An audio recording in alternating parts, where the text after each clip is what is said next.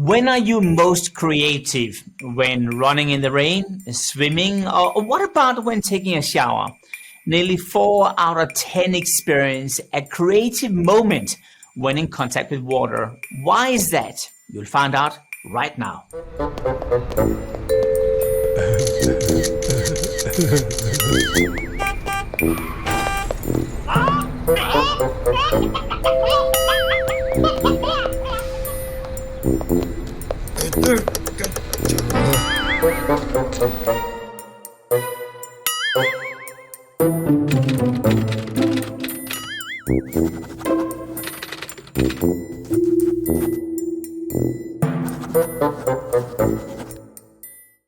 Whenever I have to solve a challenge, I'll jump into the pool or swim. Frankly, I thought I was the only one with this crazy habit. And let me just tell you, I wasn't. Welcome everyone to the Newsweek show. And why do we? I'm Martin Lindstrom, author of The Ministry of Common Sense, How to Eliminate Bureaucratic Red Tape, Bad Excuses, and Corporate BS. And with me, I have the iconic Liza Donnelly illustrating it all. If you recall those amazing drawings in the New Yorker at the Oscars, Emmys, then you'll know Liza. Hi, Liza. Hi, Martin. Listen, tell me, are you creative when you are in that shower? No, I'm not. I don't know why people say that. I'm creative actually when I'm by the ocean. So maybe there's a connection there. Fantastic. So water is still part of the moment. Now, listen, I actually might have the right man to answer this question about water. Nolan Bushnell, the man who launched the video game revolution or the Chuck E. Cheese chain. You know Nolan. He also was named the Innovator of the Year and one of Newsweek's 50 men who changed America. I mean, amazing stuff. Welcome, Nolan. Great to be here.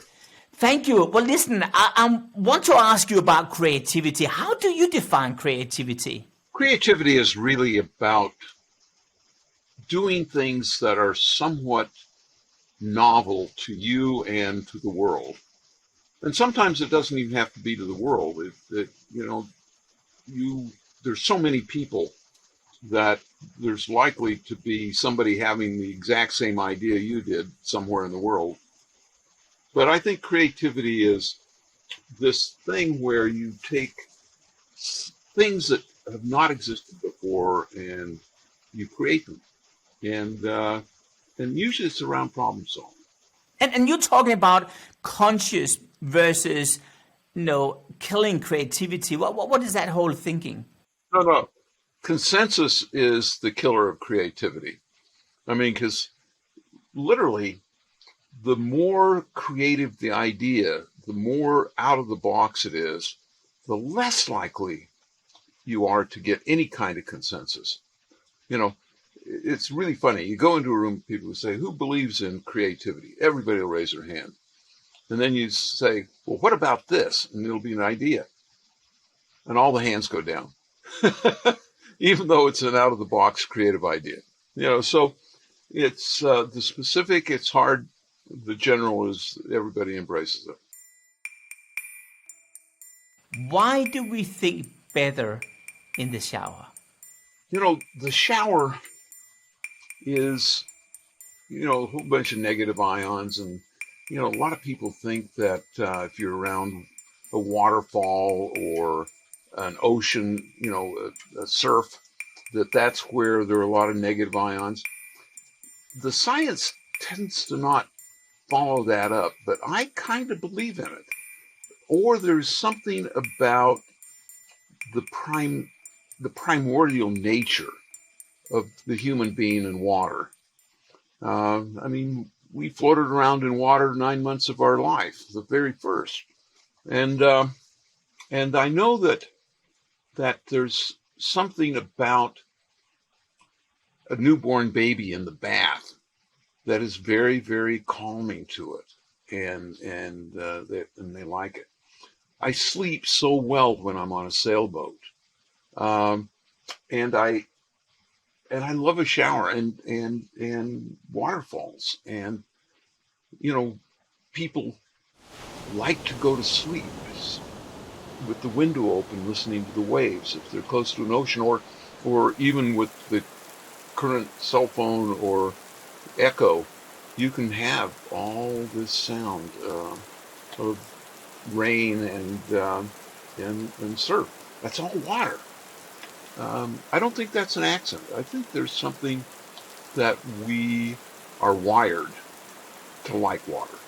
So what do you do when you about to get an idea? Do you refine it in the shower, or is the shower just a daily routine where you get the idea randomly, or how do you use that as an active tool to invent?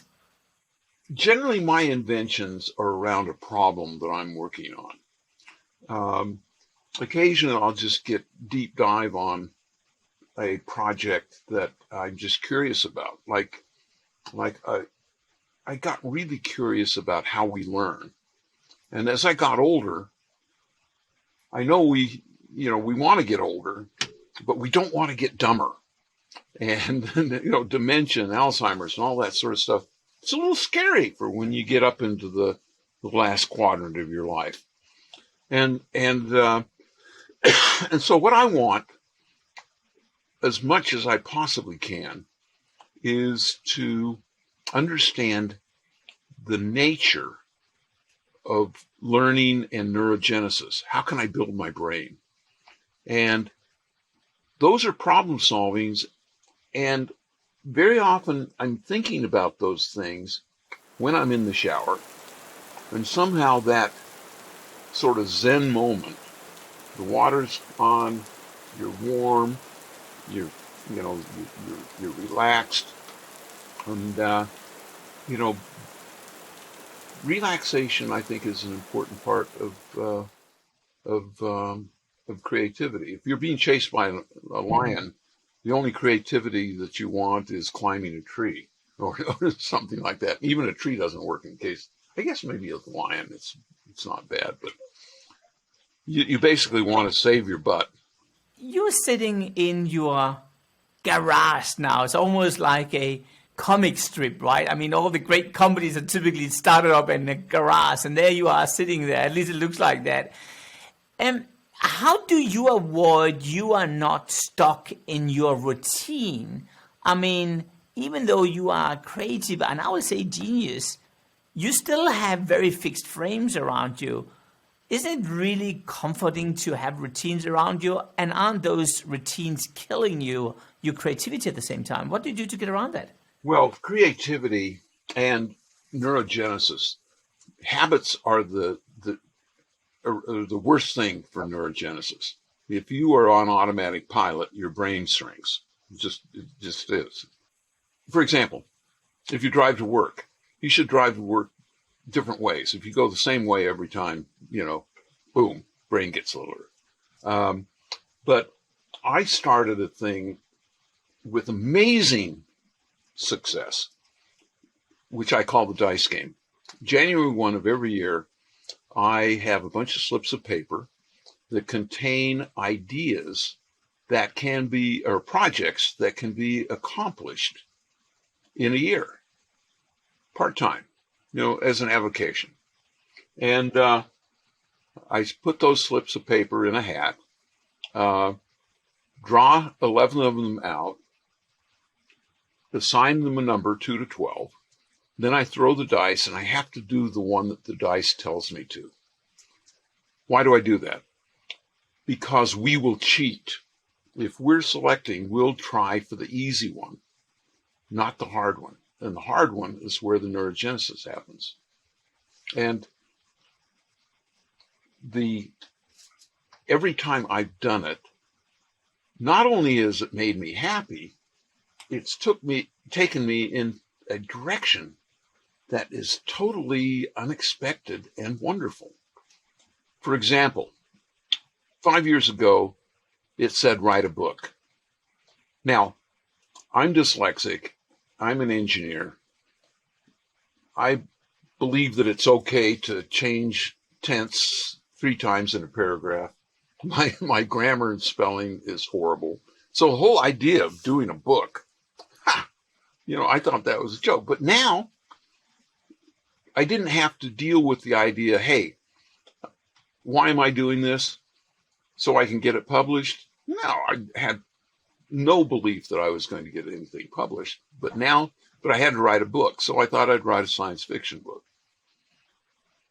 Got writing it, and it was kind of fun, and passed it around to a few friends, and they liked it. And I said, well, maybe I can get it published. Talked to a guy who's a publisher. He said, yeah, but you should start out with a business book, one that only you could write. And I said, what's that? He says, well, finding the next Steve Jobs. So I said, well, okay, I can do that. So I wrote it, got published by Simon and Schuster. You know, it did very well, translated into like 17 languages. The dice made me a published author. Never would have happened otherwise. Amazing story. So tell me, have you sometimes rolled the dice and the piece of paper appearing, you're saying to yourself, oh no, I just don't want to do it. It just requires too much energy. Are you so incredibly stubborn, you just go for it every time? I just go for it every time. Well, what you understand is I pre-vet the ideas. I try to make sure that every one of them is in fact doable, you know, in a year part-time. That's the only way you can get on the list. Amazing stuff. I remember your wife, she had a quote. I'm not sure if you recall the quote about the castle. What is it she's saying? That I'm the only one that she knows that builds castles in the sky and then moves into them. When we talk about moving into castles, I mean, the chalk and cheese concept appeared because you wanted to almost make video games become accepted, and then you used food as a vehicle to drive traffic. Is that right? It was actually a little bit more mercenary. What I was trying to do is expand towards the market.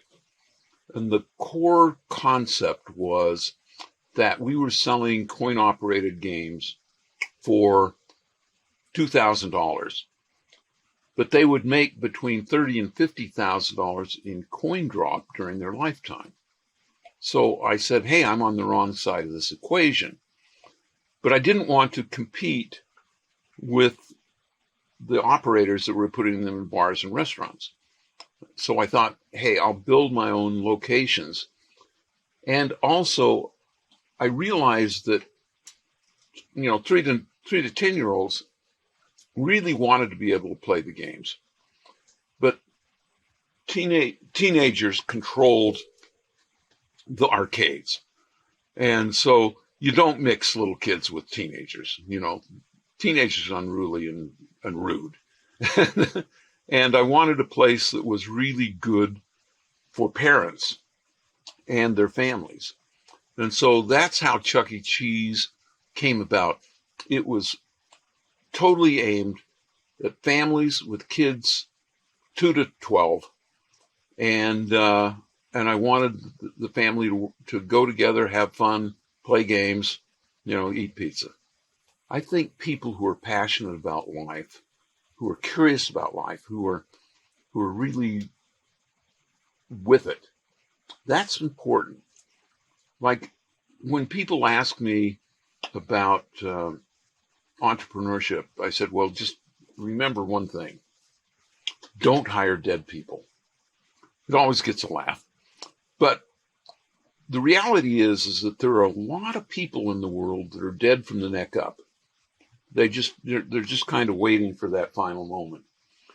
You don't want mentally dead people around you. You want people who are really, really alive and really passionate about what happens. Some of my best hires have been from people who just waited on me. And I said, this person's got a lot of spark. And I say, hey, why don't you come work for me? And they think I'm joking. I say, no, come work for me. Give me a sense of the younger generation right now.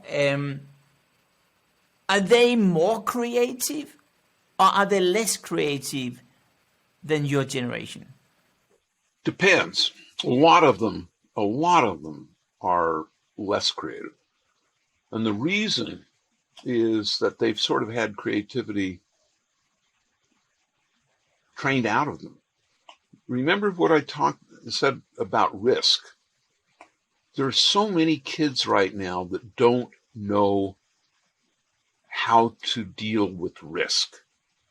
They're constantly fearful because they've never been, that old idea that which doesn't kill you makes you stronger. They've never been tested. And as a result, they are fearful.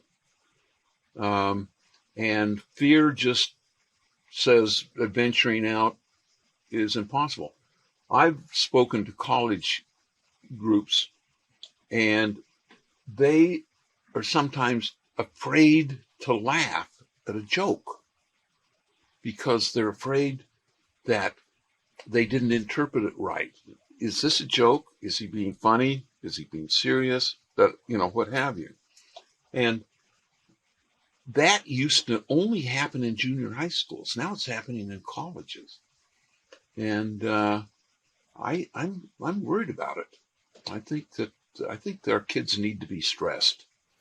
Do you think that if you would have been born today, that your success and your degree of creativity would have been reduced because of that new trend we're seeing here of fear dictating every corner of our life?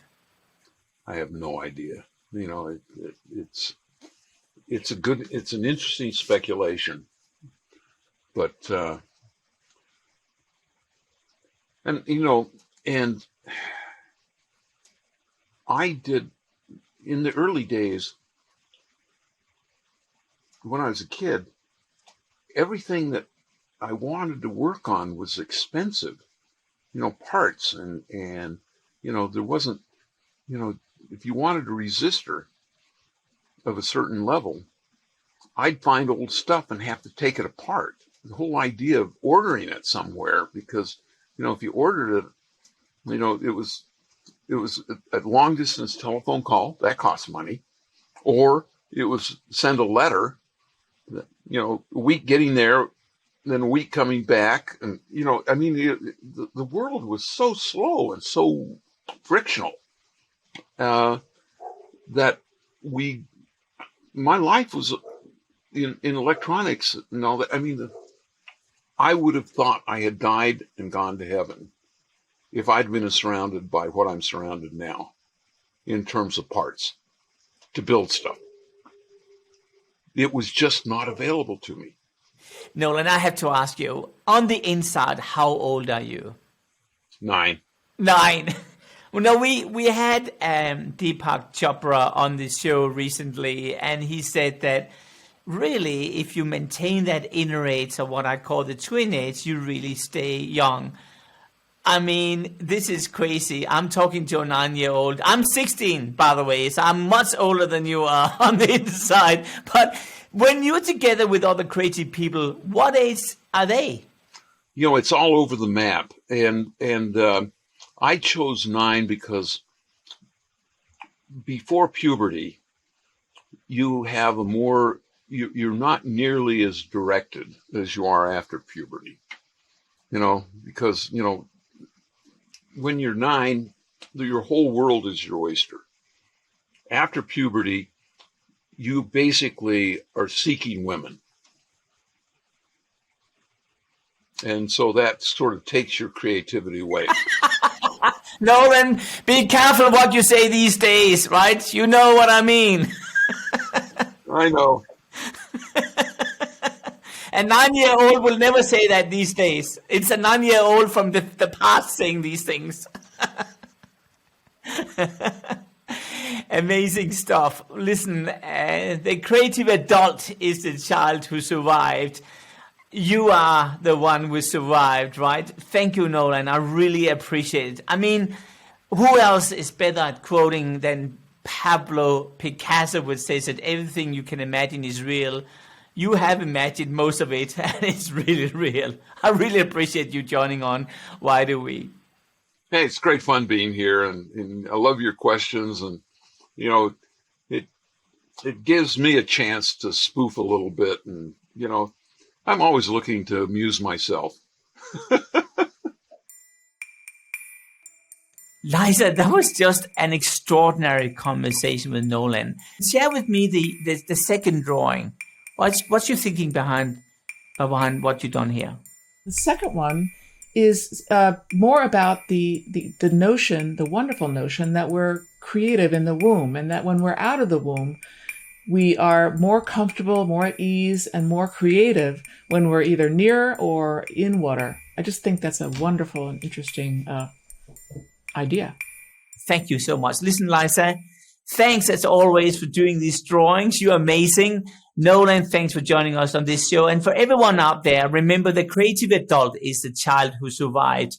And I think it was Picasso once saying that everything you can imagine is real. Well, certainly Nolan is the master of doing that. And I think for the rest of us, we're trying to do a catch up. Don't forget to be a child inside. See you next week at the Newsweek Why Do We show. Bye for now. Thank